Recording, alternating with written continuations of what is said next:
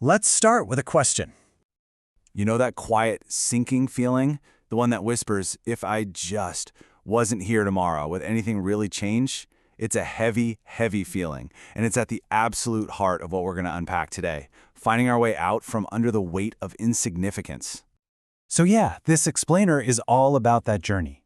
We're going to dig into where that feeling even comes from, and then we're going to map out a path to something else entirely, a path toward a real profound sense of purpose. Okay, so let's first really sit with that weight. What does it feel like to feel insignificant? It's more than just a passing thought, right? It's this deep down doubt that your actions, your intentions, your very presence really matter. It's the nagging fear that you're just replaceable.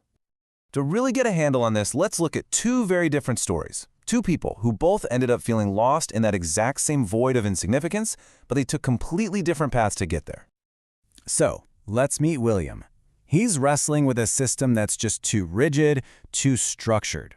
And then we have Henry, who's floating in a world that feels like pure chaos, just trying to figure out if his survival even counts for anything. William's story takes place in school.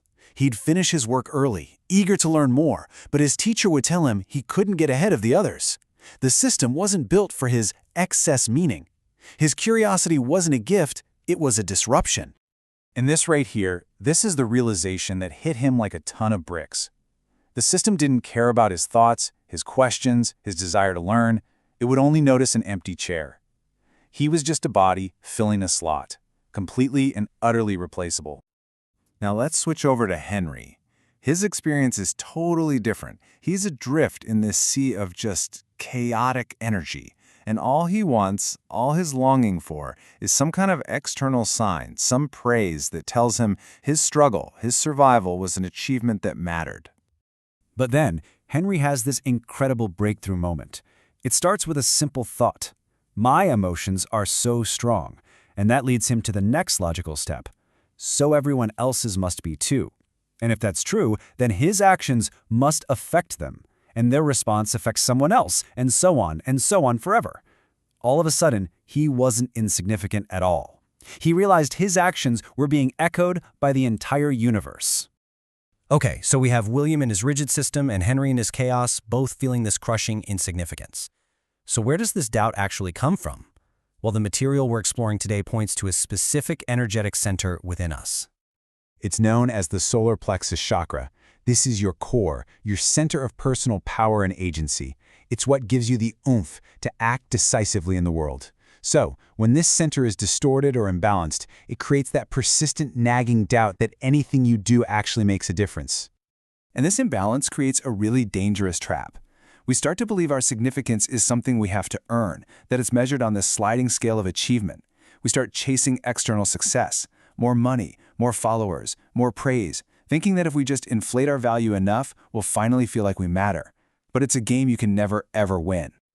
So, if the problem is this deep internal doubt, this feeling that we have to constantly prove our worth, what's the cure? It's actually not about trying harder to become significant. It's about a total shift in perspective. It's about finding what's called unity. Now, this is a really key idea. Unity isn't something you can measure or compare. It's a quality of being. It's the understanding that the whole idea of being insignificant only exists because we falsely imagine that we're separate and all alone in the first place. And this brings us right back to William's story. Remember how he felt like a replaceable cog? Well, he found his cure in this incredibly powerful metaphor. He started to see himself as a tree, growing all by itself in a field. Think about that tree. Nobody might be there to watch it grow or measure its height, but does that make it any less significant? Of course not. Its value is intrinsic. It's part of the soil, part of the sun, part of the whole ecosystem. Its significance comes from its very existence, not from being recognized by anyone else. And this is the exact same realization Henry came to. He saw that everything he did, no matter how small, rippled outwards, influencing one person who then influenced another forever. His value wasn't something he had to earn. It came from his intrinsic participation in existence itself. Okay, so this idea of unity is the cure. But how do we actually do it? How do we live from this place?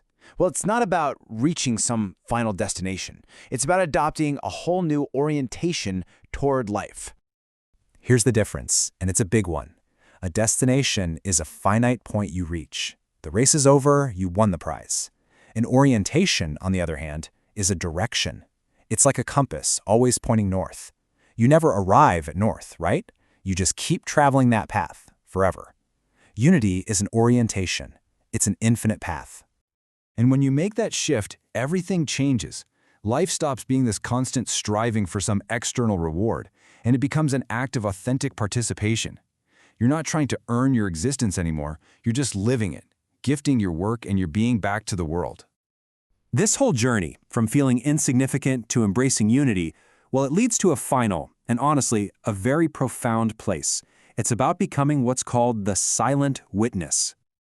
This is where the idea of unity finds its ultimate expression. It's a state of absolute oneness, where all the lines of separation just dissolve. You stop seeing yourself as a separate person observing the world, and you realize you are the world.